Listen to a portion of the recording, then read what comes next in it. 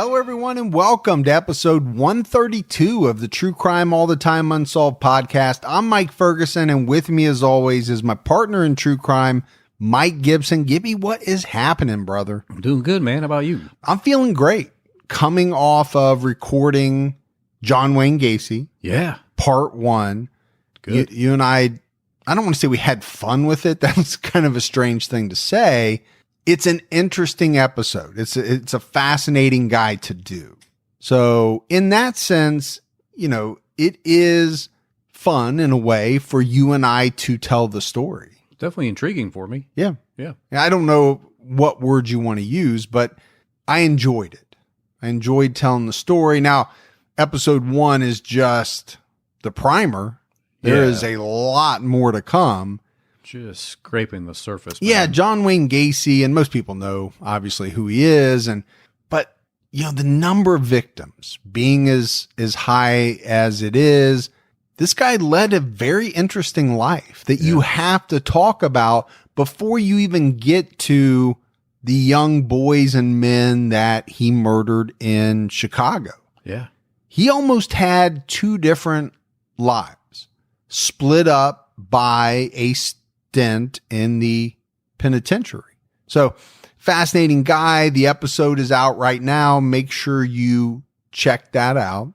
Gibbs, we had some new Patreon supporters, so let's give some shout outs. Let's do it. We had Kathy Tinchinsky, Charlerell Bach, Hey, Bach. Kat M, What's going on, Kat? Crystal K, Hey, Crystal K. Harmony Allen, Thanks, Harmony. Kelly Jenner, What's going on, Kelly? Lisa Fancher. Fancher. Yeah, fancy. Yeah. Nicola H. What's going on, Nicole? Adele Mall. Hey, Adele. Ty Boogie. Hey, Ty Boogie. Seems like one of those made up names from Boogie Nights, maybe, or. It's a DJ, man. Yeah. Or a DJ. Yeah. It's a cool name, though. Linz Schmidt. Lynn Schmidt. Mm-hmm. Well, we like the Schmidts. James Smith. Hey, James. Clasina. Hey, Clasina. Bunny and Winston Pinston.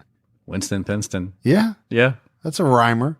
Blake Heron. Hey, Blake. Neil Daniel. What's going on, Neil? Dominique Lefebvre. Hey, Dominique. Willow River. Hey, Willow. Leah Biddle. Biddle? Mm-hmm. Don't biddle with my fiddle. Sarah McIntyre. What's up, Sarah? Jim's Nunn. Hey, Jims. Maxime Tremblay. Hey, Maxine. Jennifer Callahan. What's going on, Jennifer? Sophie Dom. Hey, Sophie. And Allie Wright. Really? Hey, Allie. So a lot of great new support. And then if we go back into the vault, Gibbs. Love the vault. This week we selected Paula Collins. Hey, Paula.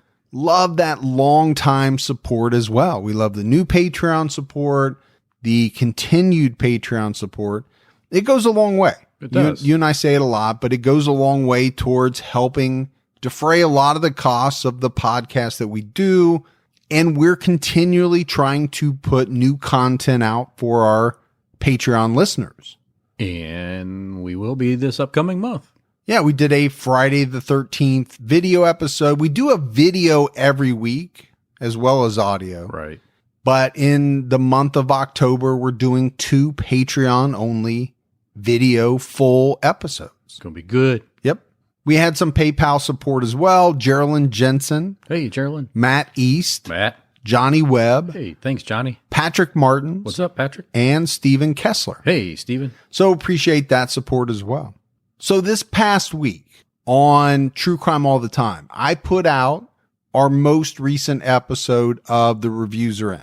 I didn't put it out on Unsolved because I thought, well, that might be a little redundant. Right. But if you're a person that doesn't always listen to True Crime All the Time and you only listen to this one, either go check out True Crime All the Time to hear our most recent episode of The Reviews Are In, or better yet, just go straight to the Reviews Are In podcast, subscribe, listen to all the episodes that we have out right now. All right, Gibbs. So I mentioned John Wayne Gacy out right now on TCAT. Yeah. We wanted to try to find a case to kind of tie in on Unsolved. Now, tie in is a pretty tenuous word.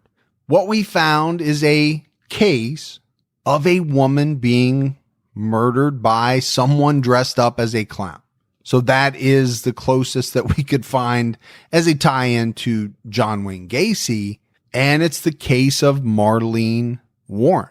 Yeah, I always get a little excited when we can try to find some way to tie the cases together, even if it's just a little tiny thing like this. It's still interesting for me. Yeah, I think one of the things that we did that people really liked was the Amityville tie-in, right? Between True Crime All the Time and Unsolved. We've had a hard time finding something that ties in like that, but right. Wherever we can do it, we try.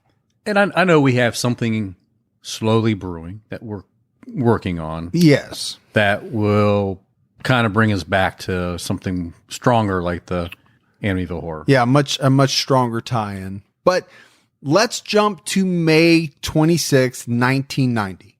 We're in Wellington, Florida. A clown holding some balloons and flowers walked up to a front door.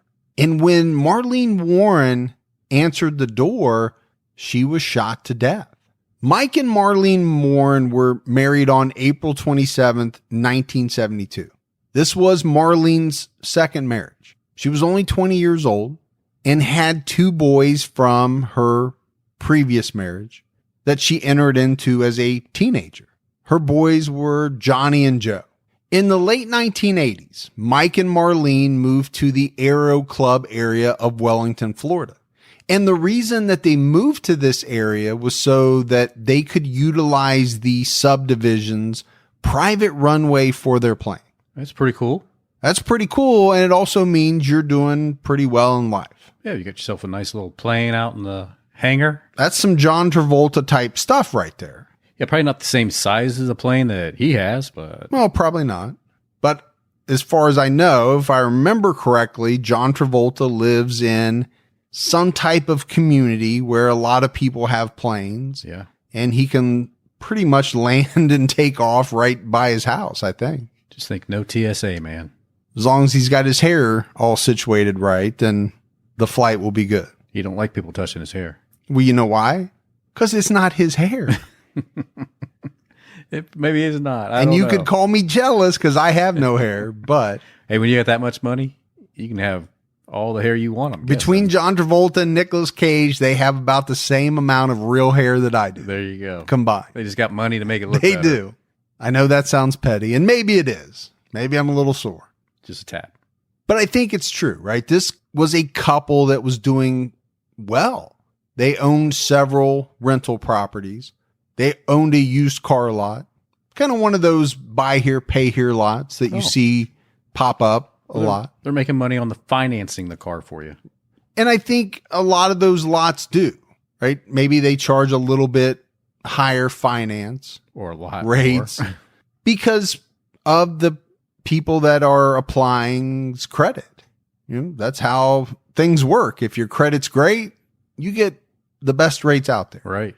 If your credit's not so great, you got to roll with what you can get. You're going to get raked over the coals for a little while. You will. That's why it pays, if you can, to keep your credit score as high as possible. Yeah, absolutely. The other thing they did was they raised racehorses. Again, all of these things are not cheap. No, and they're in the right area for that because in Wellington, Florida, that area is very well known for raising horses. You get a lot of people from Europe that move to Florida. They move on the East Coast to live in that area to raise horses. I mean, I had some family members that lived down there. Beautiful ranches as you drive through. I never thought of Florida as a place with a lot of horse farms. I think Kentucky Sure. is the first thing I think of when I think of horse farms. I just never thought about Florida. Now, I mentioned that Marlene had two boys from a previous marriage.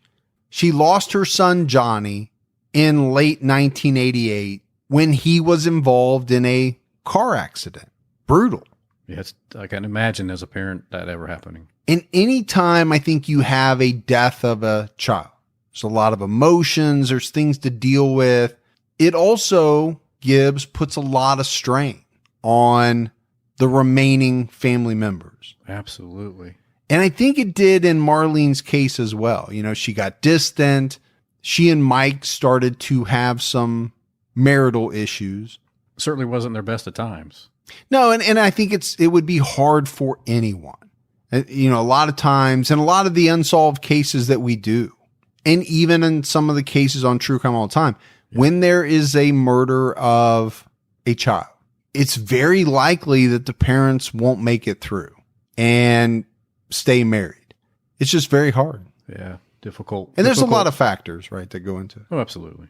They tried to press on, and they tried to work through it.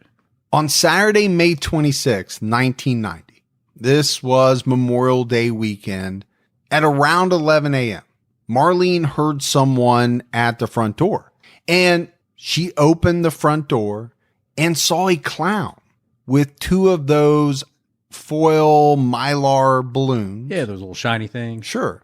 And some carnation flowers. So the clown had on an orange wig, was wearing a red nose, had a white painted face, white gloves.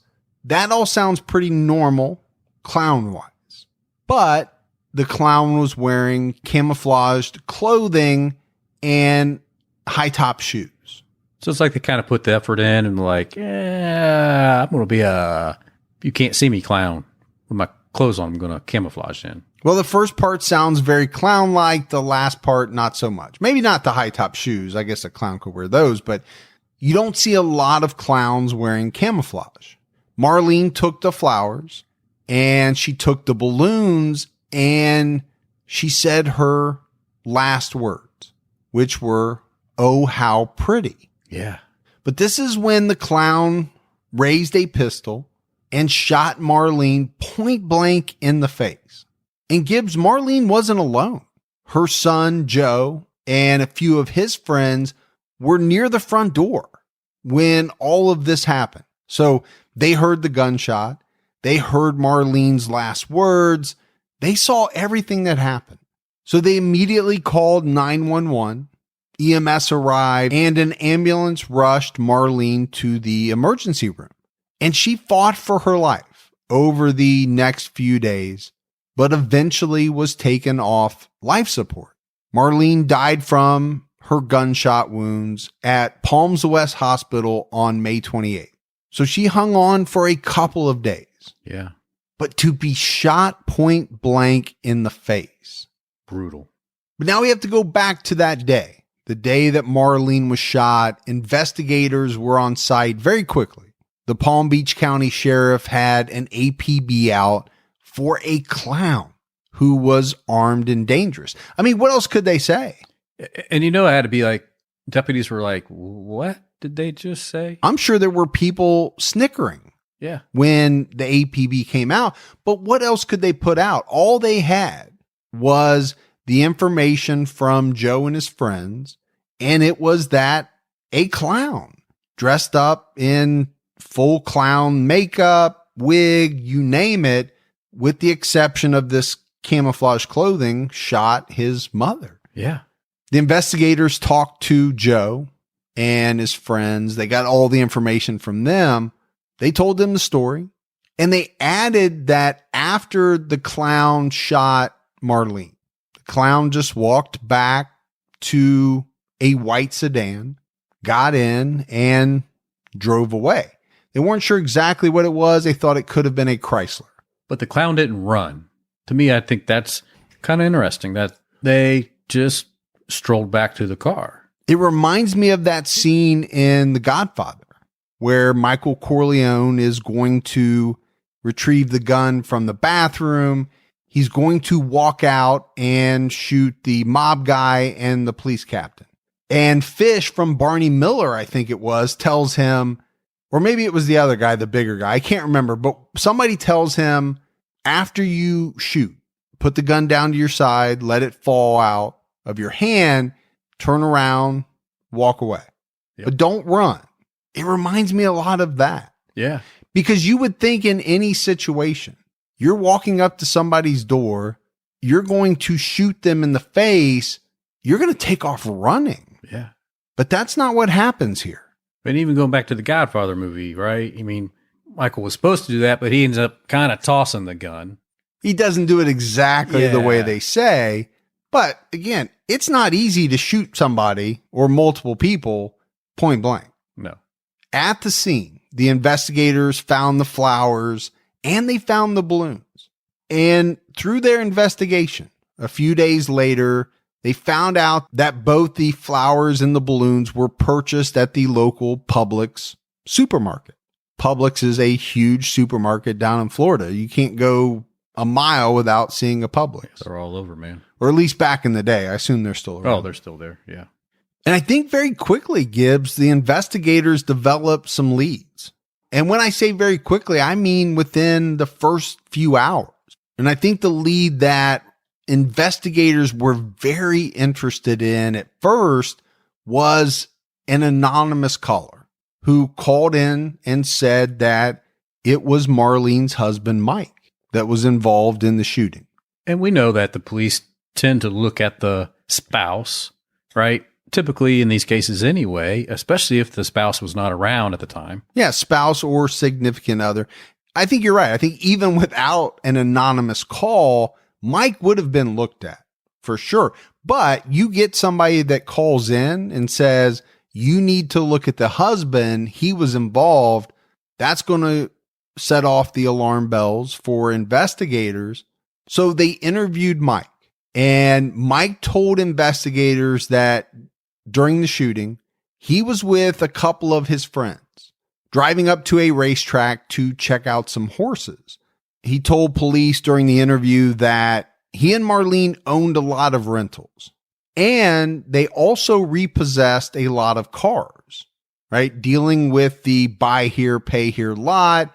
When people don't make their payments, somebody's got to go out and repossess the car. I guess Mike and Marlene must have done some of that themselves instead of farming it out. Yeah, I mean, if you're going to repossess somebody's car or evict somebody from their apartment, they might not like you, and maybe they're going to take it out on you or your spouse.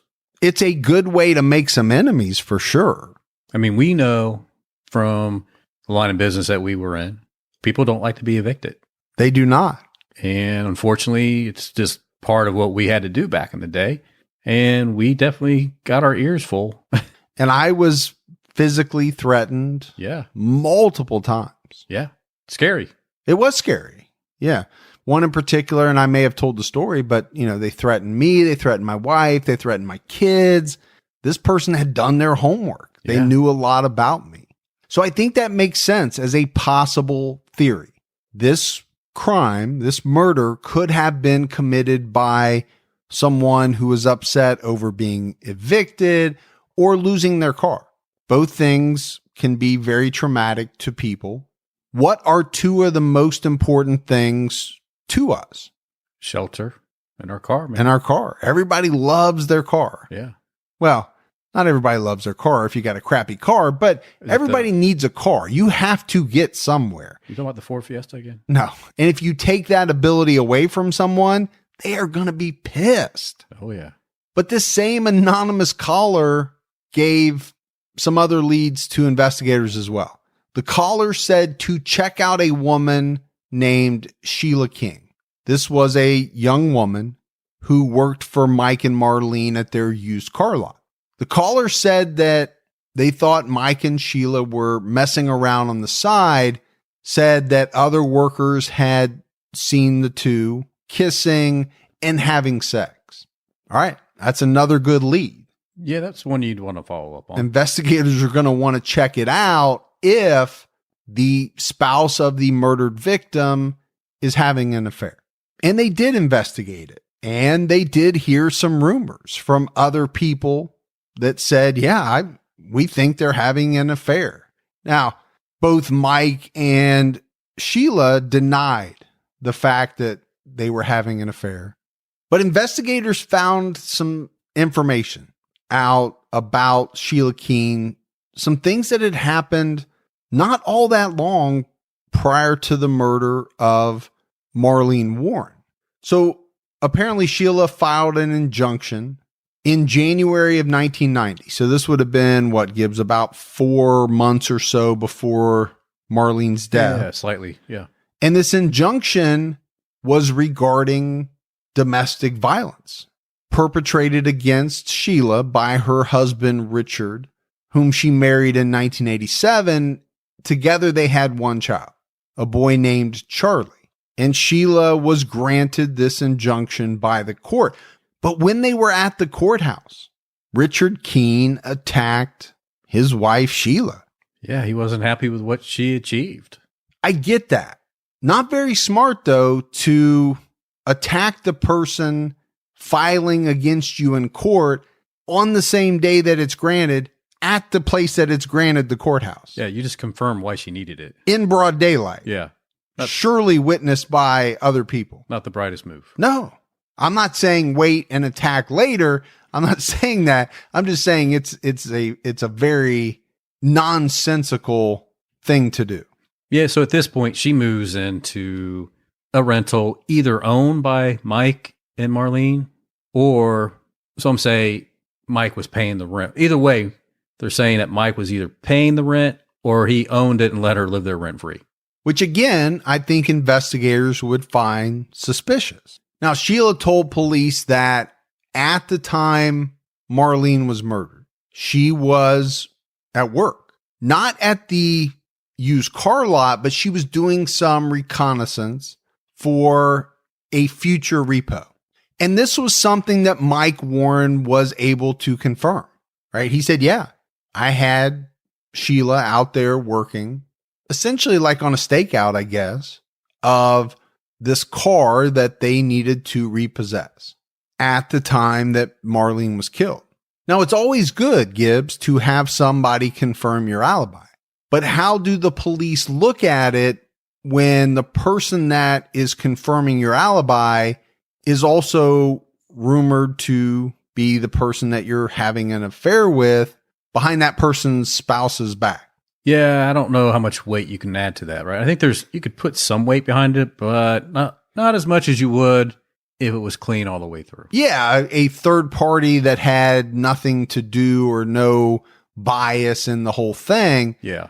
You're not going to be able to look at it as an ironclad, airtight alibi. There's no way. Yeah, I mean, if they had somebody like Mike Ferguson saying, yeah, I saw her. She was out staking me. She wanted to take my truck back. I wasn't going to let her have it. Did you say she was staking me? Is that like stalking?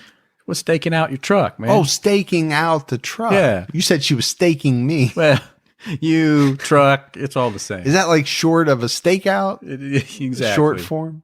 But I think that's a big point, right? That Mike is providing the alibi for Sheila. So we said investigators figured out that the flowers and balloons were purchased at a Publix, but they had to work to try to figure out who actually purchased the flowers and balloons. So they went to the local Publix and they started asking clerks if they remembered seeing somebody buy these balloons and flowers that day. And a clerk described a woman. And to investigators, the description sounded a lot like Sheila Keen. I think the similarities were there. And I think they felt that they were potentially onto something. Well, they had to be feeling pretty good that Sheila Keen either knew more than she was saying, or she was more involved than she was letting on, or she was the actual murderer. Or she had a doppelganger. One or the other. Yeah. Then investigators followed up on some leads regarding the clown costume.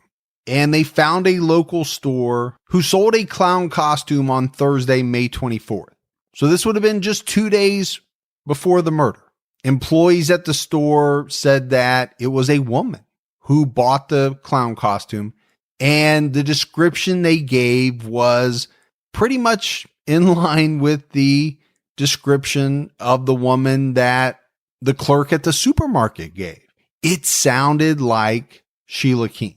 They said that this woman asked for a clown wig, a nose, a costume, gloves, white face paint, and that she paid $68.37 in cash. Investigators showed the employee a photo lineup, and this employee picked out a picture of Sheila Keen. But there was another employee who had been there that day as well, who couldn't say with 100% certainty that it was Sheila Keen, but they said it did look a lot like her. So again, the police have to feel pretty good. But we're closing in. Yeah. We're closing in on something, but what are we closing in on? Right. Is this the person that was the murderer, or did Sheila buy the balloons, the flowers, the costume For somebody else. that ultimately committed the murder? Either way, they have to feel like she's involved. Somehow, I would think so. Somehow. On May 30th, investigators found a white Chrysler LeBaron. Gibbs, I dated a girl in high school who drove a white Chrysler LeBaron. Really? It was badass. Now, normally you don't think of a LeBaron as being a super cool car. No. This one was unbelievable. Convertible? It was a convertible. Yeah. It had, if I remember correctly, like maroon leather. Yeah. It was all white convertible. It was souped up. It was very sharp. Souped up LeBaron. It was top of the line. They had the big speakers in the back, because I know you really into No, that. I had that. Okay, you had that. She didn't have that. All right. Now, I don't know that this is what the LeBaron was like that we're talking about, Yeah. but it's the same time frame. Yeah. This would have been about a 1990-ish LeBaron, probably. You jamming out to Vanilla Ice back then? Probably. Yeah. And I'm not ashamed to admit it. So they found this white Chrysler LeBaron about 10 miles up the road from the murder scene. So this would have been 10 miles from where Mike and Marlene lived. It was found in a local grocery store parking lot. The car matched the description of the car that Marlene's son gave, the one that he saw at the scene. Police figured out that this car was stolen the day of the murder from a car rental lot that just happened to be located next to Mike and Marlene's used car lot. So allegedly, the person who rented it returned it the night before, but the business wasn't open when they got there. So they called the number on the sign, and whoever answered the phone said, you know what? Just leave the keys in the car. We'll get to it tomorrow. Yeah. But the next day, the renter called the rental car place. They didn't have the car. And they also said, you know what? There was nobody here. We didn't tell you to leave the keys in the car. We wouldn't have done that. Right. That's not our practice. So the renter of the car, they eventually figured out, Gibbs, that they had called the wrong number. The sign that they got the number from was actually a sign for Mike and Marlene's used car lot. So somebody answered at the used car lot and said, you know what? Just leave the keys in the car. We'll get to it later. So the rental car company, they reported the car stolen. And then, like we said, it was ultimately found on May 30th. Now, when investigators went to talk to Mike, he said, no way would somebody from my lot have said that to these people that had rented the car. Why would they say that? Yeah. Wasn't us. So once the forensic team got into the car, they found some orange fibers inside, as well as long strands of brown hair. They determined that the orange fibers were very close to the same color of the orange clown wig sold by the costume store. Investigators were able to get a search warrant later that day to search Sheila Keen's apartment. The forensic team found some of these same orange fibers that they found in the white LeBaron on some of Sheila Keen's clothing. But investigators, Gibbs, they just couldn't get enough solid evidence to link her to the murder of Marlene Warren. And so she remained a person of interest, but they couldn't move any further. Just all circumstantial, really. Yeah. The investigators did learn that Marlene had made some verbal threats to divorce Mike. Her family later said that she knew about some affairs. She wasn't happy about it. She was tired of them, as well as some alleged abuse. But it was said that Mike would never grant her a divorce. He didn't want to split up assets. which is a big thing with a lot of couples that have wealth. And it's especially big when you own businesses. Yeah. Because it's hard to split up a business. It doesn't normally work that way. And one person either has to buy out the other, and Right. sometimes that involves a lot of money. And knowing that you don't want to be around each other, it makes it hard to continue to run that business with a partner you don't really want to be partners with, but it's the better scenario for some people. But even with all this investigation, all the leads, all the rumors, the case turns cold. You mentioned it, Gibbs. There's some circumstantial evidence. There's really nothing solid enough for them to charge anyone, but police continued to look into anything and everything that crossed their desk. Later in October, Mike Warren was arrested for racketeering, tampering with odometers, and grand theft. Seems like we're running across a lot of cases lately involving tampering with odometers. Just don't touch them, man. Don't turn them back. It's supposed to be a big thing. But I do have a 2017 Ford Fusion that only has 3 miles on it. I'll give you a good deal. If anybody wants it. So what the prosecutor came out and said was that Mike had repossessed vehicles that he had previously sold at his used car lot. After he repossessed them, he reported them stolen. He collected the insurance money, but then he turned around and sold them again. Yeah. Double dipping and committing fraud and whatever other charges you want to throw in there. In 1992, Mike was found guilty of 43 different counts. He ended up serving over 4 years in prison. Got out New Year's Eve, 1997. New Year's Eve. It's a strange day to be let out of prison, I guess. Yeah. In April of 1999, Sheila Keen finally officially divorced her husband. They had been estranged from each other for many years, right? Going all the way back to 1990 when she filed the restraining orders against him. So they finally got divorced. Then in 2002, Sheila and Mike moved together to Tennessee after getting married in Las Vegas. But police didn't find this out until 2017. Boy, can you imagine though what the locals and the police would have thought about finding this out back in 2002? I think it would have stirred the pot. Well, I think it would, but why did 15 years go by? Police don't know anything about it. Doesn't that seem strange to you? I find it awkward. Marlene's murder was a cold case. Yeah. You would think every now and then some detective or cold case investigator would pick up that file and say, what's going on with these people now? You're telling me 15 years goes by and somebody doesn't say, I wonder where Sheila Keen is. I wonder where Mike Warren is. I wonder what they're doing. I find that odd. I'm not bagging on the police. I just find it odd. I know they have a lot of cases to work and cold cases are very tough. That doesn't seem like it would be information that would be extremely hard to find out. But you're right, Gibbs. Once the locals found out, they thought it was pretty eye-opening. I think the police did as well. So Sheila and Mike, living in Tennessee, they owned a restaurant, serving hamburgers, fries, and shakes. But Sheila was no longer Sheila. At least as she was known to the locals in Tennessee, they knew her as Debbie Warren.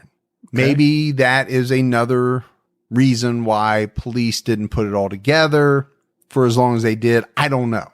Interesting name to go from Sheila to Debbie, but yeah. So we said police didn't find out till 2017. In those 15 years, Sheila and Mike moved around. They originally lived in Tennessee where they had the restaurant. In 2012, they moved to Virginia and were still living there in 2017 when police found out that they were married. By this time, they had purchased this nice big custom lakefront house. Yeah, over 4,000 square feet. Living life. It does seem as though They're living a fairy tale life. Meanwhile, Marlene Warren Gibbs has been dead for 27 years. Yeah. And nobody has paid for her murder. Nobody has been held accountable for it. Yeah, the police just don't know who has done it. But things are going to heat up in this case. But this cold case was being worked, right, over the years. Still think it's strange. Nobody knew that Sheila and Mike had married, but the case was being worked. In fact, Palm Beach County investigators received a $125,000 federal grant regarding the case in 2014. And along with the FBI, they reinvestigated leads. They re-interviewed people of interest. And in 2016, they sent off some items for DNA analysis. Specifically, the brown hair found in the white LeBaron. It took a while for the DNA results to come back. It was the next year, 2017, when investigators got the DNA results back. The results were not conclusive, but they did say that the brown hair found in the car could have come from Sheila Keen. And Gibbs, I think for you and I, that's tough. In 2017, when you think about DNA, normally you think about it being yes or no. It is or it isn't. But what we don't know is what the sample was like. We don't have some of that information. Right. It may not have allowed for that perfect type of matching because all the information said that it could have been from Sheila, not that it was for sure. Right. And if you send that DNA, 26 years later is when they sent the DNA off. So yeah, it had been a long time. How well was it preserved? So investigators, Gibbs, they're trying to put all this together. The hair could be Sheila's. They know Sheila and Mike got married in 2002. They know that Mike received roughly $53,000 in life insurance funds after Marlene died. And this was enough, Gibbs, for a Palm Beach County grand jury to indict Sheila Keen, now Warren, for first-degree murder. The grand jury came back and said Sheila Keen Warren shot Marlene Warren on May 26, 1990. And from the research, Gibbs, it was said that it was the DNA, the hair DNA, that gave investigators what they needed to get an arrest warrant for Sheila. I think you and I both struggle with that a little bit. We've talked about it. It didn't sound from the research that it was very conclusive at all. Right. But maybe it was enough. Add all the other things that we've talked about that implicate Sheila in some way, the photo lineups, the purchasing of the clown costume, the balloons, all of that. Add in the potential motive. What happened after the murder. Right. What transpired. It was enough for a grand jury. Sheila was arrested on September 26, 2017 in Virginia by Palm Beach detectives along with help from the U.S. Marshals and the Virginia State Police for the first-degree murder of Marlene Warren. Sheila and Mike were in their Cadillac Escalade when she was arrested. She was read her rights and cuffed. During questioning, she wouldn't say a thing. She refused to talk, to discuss anything without an attorney. Which I will always say is the smartest thing you can ever do. You have said that from day one. And I agree with you. It didn't take them long, just a couple of days for Florida to extradite Sheila back to their state. And they put her in the Palm Beach County Jail. So we mentioned it, right? At this point in time, it's 27 years since the murder of Marlene Warren. Mike has gone to jail and got out. They got married. It sounds like they're doing very well. They got this big fancy lakefront house. They're driving around in a Cadillac Escalade. Life's good. Life's good. And if you have nothing to do with it, you are in the ultimate shock level ever, right? You cannot believe this is happening to you. And if you did have something to do with it, you are also in that same shock level because you thought it's been 27 years. I can't believe they finally put it all together. Yeah. She's going to go on trial. Mike Warren has not been arrested, hasn't been charged, but my understanding, Gibbs, is that he still is a person of interest in this case. An attorney for Palm Beach County came out, made an announcement that the penalty for Sheila Keen Warren, if convicted, would either be life in prison or the death penalty. That's it. Those are the two options that you get. This thing kind of moved a little slow though, right? The pretrial hearing wasn't held until this year, January 7th. But at that pretrial hearing, the decision was made that the prosecution was going to move forward with seeking the death penalty. And Sheila's trial is not set until February 2020.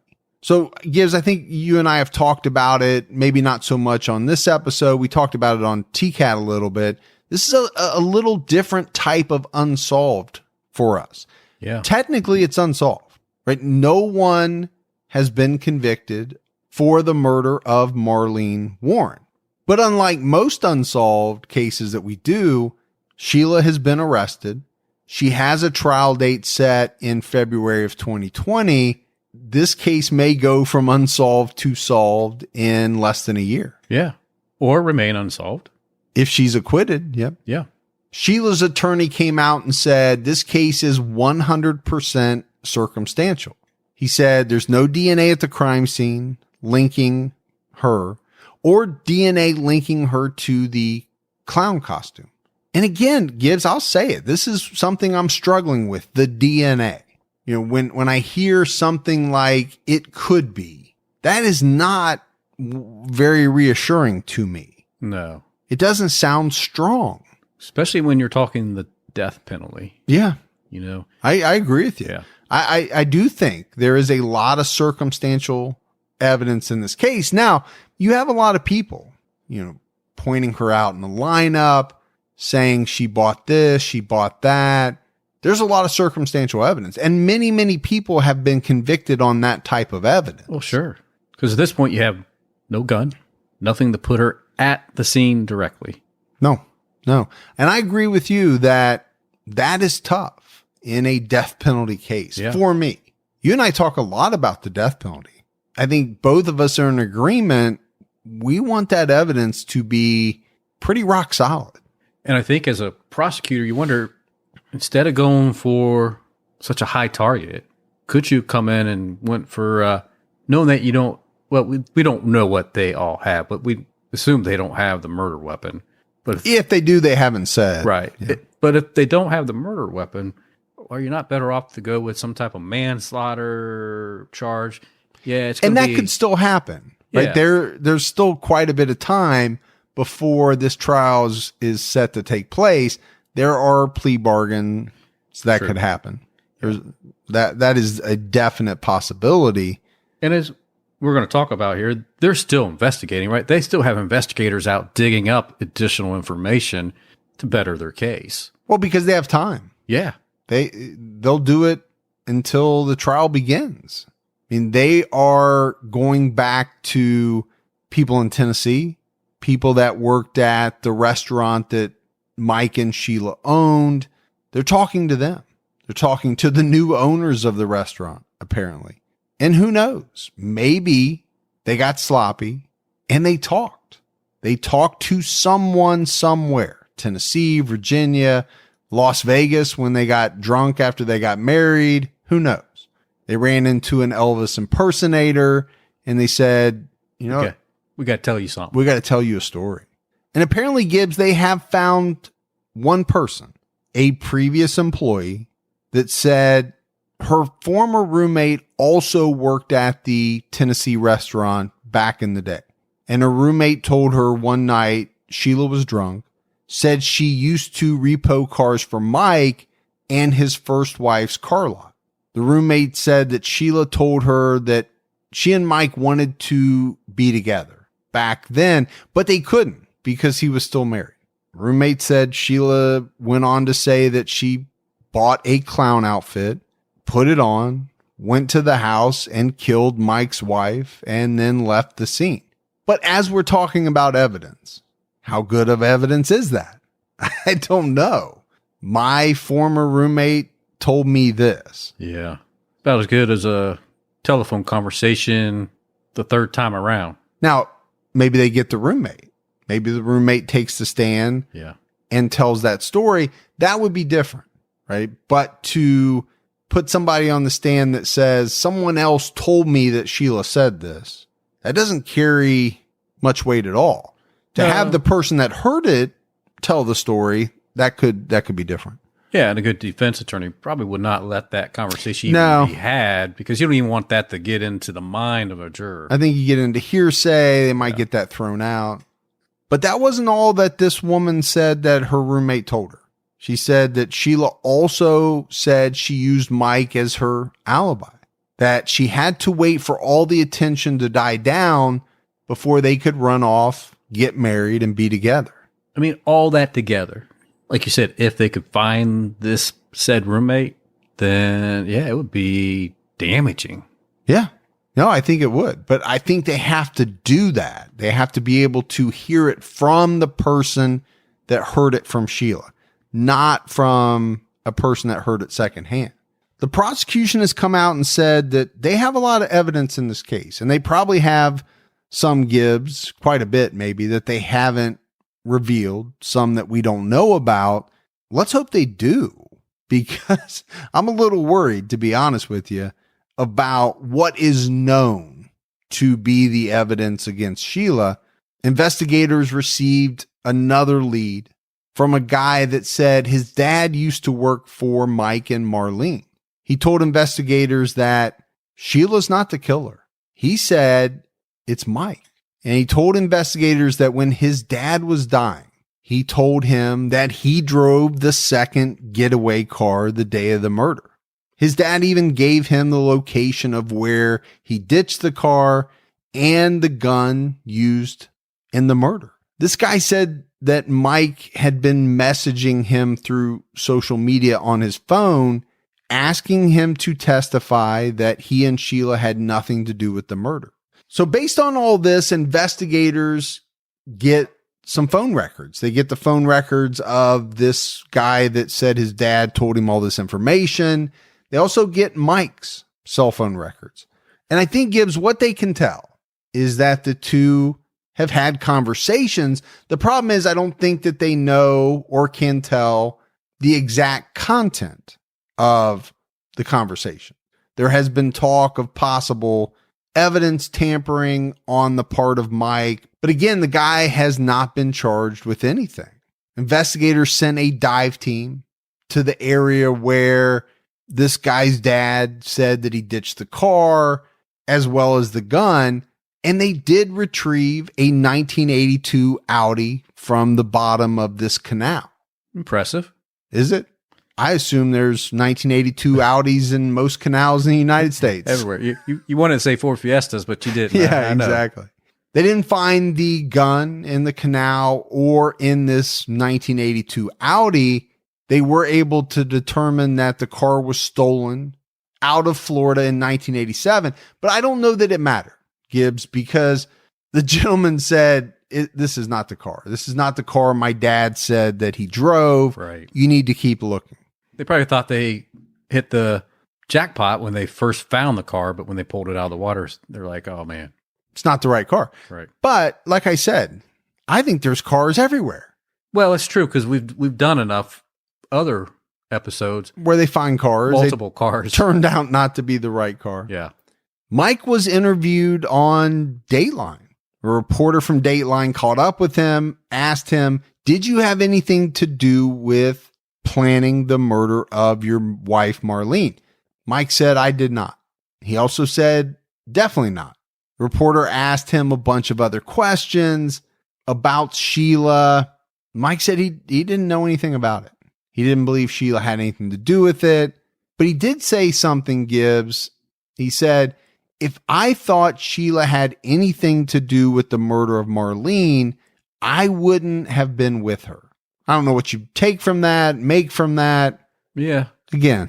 But would you say, Yeah, I knew she did it. Would you say? No, you wouldn't say any of that. That's why, yeah, we can tell you what a reporter asked and what somebody said, but what stock do you put in any of it? Yeah, I don't think you're going to get a big aha moment. No. When someone's got a camera on you. Well, and if you did, I'd make a lot bigger deal out of it for sure. Another reporter caught up with Mike in May of 2019. This is a reporter from the South Florida Sun Sentinel. Mike told this guy that he was tired of all the press. He was tired of everyone accusing his wife of the murder. She didn't have anything to do with it. Mike called it a witch hunt. He said that everyone thinks that we were together back then, and now because we got married, they think, oh, well, it must be true. Right. Which I believe a lot of people would think that. I think so. No, I mean, I can also see his side. It's possible. Doesn't make it true. Right. But I think a lot of people would look at that and say, more likely than not, something hinky was going on. Right. And maybe it caused the murder of Marlene.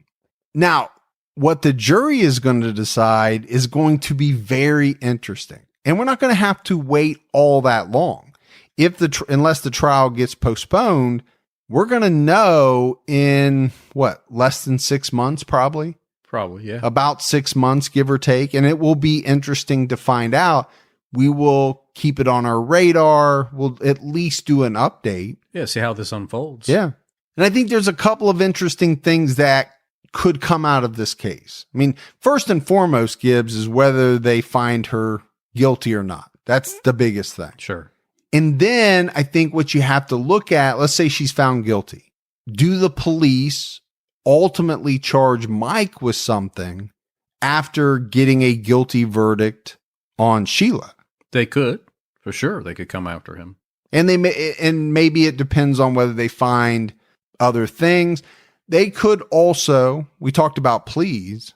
They could also offer Sheila a plea to get Mike as well. If they think he had anything involved with it, they could definitely try to strike a deal. So, I mean, to me, this one's very interesting because we're going to find out a lot of things in about 6 months, and I can't wait to see how it plays out. Yeah. I am really hoping that the prosecution has a ton in their tool bag that they're not letting out. And normally they do. Right? You and I talk about it all the time. They don't put it all out there. No. Because it's not in their best interest to do so. I hope they have more than what has been released to the media, because I'm just not feeling super great about that. I'm not getting the warm and fuzzies that that's going to be enough to convict somebody and especially give them the death sentence. It'd be interesting. I don't know at what point discovery comes in that the defense will know everything that is going to be laid up against them, but it'd be interesting how they mount their defense once they have that. Yeah. Yeah. All right. That's it for the case of Marlene Warren. It's actually not it. I mean, it's it for this episode. Yeah. But unlike a lot of unsolved cases that we do, now we always have hope. Sure. That all of these unsolved cases will someday be solved. Some, I think we have a lot more hope than others. Yeah. But this one, we're going to know. Yeah. And I hope one way or the other. Yeah. And I hope that her son, Joe, gets some closure on what happened to his mom that day. All right, Gibbs, we got some voicemails. You want to hear those? Let's hear them. Hi, guys. This is Danica calling from Vancouver, Canada. I just wanted to let you know that your guys' podcast is my absolute favorite podcast. I love you guys, listen to you all day at work, so it's extra awkward when someone comes in my cubicle and I have to get out of the whatever I'm listening to in the other ear. I just want to tell you guys, I love what you guys do. It's so awesome how you guys keep, the respect for the victims, but you guys are really telling the story. I have always listened to true crime all the time, and now I just started True Crime All the Time Unsolved. It kind of kills me because I always need to know what happened, but nonetheless, I hope all these cases get solved as well. Keep your own time ticking, and I'm Team Mike, so that's Mike Gibson and other Mike. Well, have a good one, guys. See you. Bye. Hey, when she doesn't know your last name, that means she's really just team the first Mike. I think it is, but maybe it's because we say your last name a lot and we don't say mine very often. Do we ever say? Because I don't crave the spotlight, unlike you. I'm not trying to have people. I try to sit in the throw shadow. Grapes at me. I try to sit back in the shadow. What are you talking about? But we appreciate that voicemail a lot. I think maybe, hopefully, she will like this episode. Yeah. Because she is in the camp of that a lot of people are. They struggle with the unknown, the not knowing how everything kind of fits together and wraps up. Hi, Mike and Gibby. This is Kari. I'm a person from Spokane, Washington. I've been listening to your podcast for, probably like 6 months now. I had a case suggestion. It is the Lady of Crescent Lake, also known as the Soap Lady of Crescent Lake. It was about, over 60 years ago, a woman's body floated up and she was soapified. It's a very interesting case. It's very small town. It's around Forks in Port Angeles, which is actually where I grew up. So it's got a close place to my heart. I do have to say you guys are amazing. I've been binging your podcast ever since I found you. And honestly, I don't really know if I'm Team Mike or Gibby. Personally, I think I'm both. But anyways, wanted to say you guys are awesome and keep your own time ticking. I get nervous, soapified. I'm just thinking about the case we did not too long ago when certain things were made into soap. Yep. So. Yeah. That's definitely a case to check out though. I'm not familiar with it. I think it's definitely okay to be Team Mike. Yeah. Now, Gibby doesn't think that, but I do. Oh, that's the kind of person I am. Hey, just be Team Fergie. I'm okay with it. You're so full of I'm a giver. Hi, this is Linda calling from Concord, New Hampshire. I just want to say I absolutely love this podcast. It is so enjoyable to listen to the two of you go back and forth, and your humor is just really fun to listen to. I do have a story. My daughter told me this weekend, hey, Mom, you'd be so impressed with me. I called the cops because somebody was parked on the side of the road, slumped over in their seat, when they could have pulled over into the parking lot that was right next door. So I was wondering if maybe they had some kind of medical condition. So I called the cops. I'm like, well, that's really neat. She ended up saying everybody she told this story to was like, oh, maybe this guy's like overdosing on drugs. And her mother, me, is, you better come near his car because you never know. He could just be playing possum and he's going to open that door, kidnap you, rape you, and kill you. But Mom, that's just what you would say, and I was waiting for you to tell me that.